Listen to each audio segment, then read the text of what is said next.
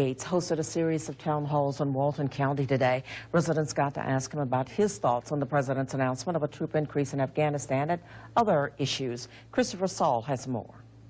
Congressman Gaetz' first town hall meetings earlier this year were met with protests and plenty of people shouting slogans. Not so today, but there was some controversy during the Q&A session. And I think we have to call out this movement of whether it's the KKK or the neo-Nazis or any type of white supremacy as totally inconsistent with American values. Representative Gaetz started the day by denouncing white supremacists, but defended monuments to the Confederacy in our area and nationwide.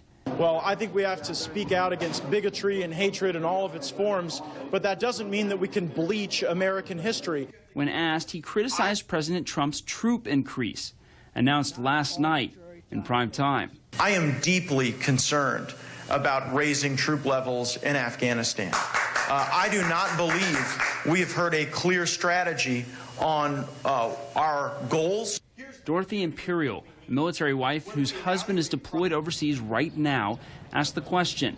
And as a military spouse of nearly 20 years, doing more of the same is not always a solution.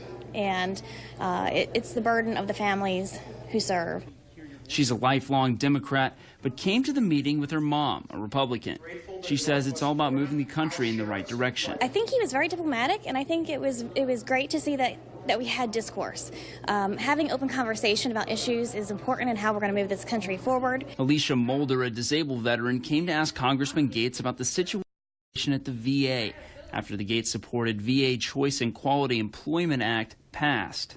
My credit is shot because bills are not being paid by the VA. We're being outsourced by this great Veterans Choice program, but bills aren't being paid. Gaetz told Mulder the VA is fighting the program from the inside. Because if it works, then we sort of don't need them as many employees doing stuff. So what do?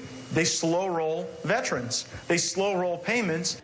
In Dorothy's eyes, a good meeting, though they didn't agree on everything. I'm thankful for the opportunity to share my opinion, even though it might be different. In Walton County, Christopher Saul, Channel 3 News. First Morning Weather.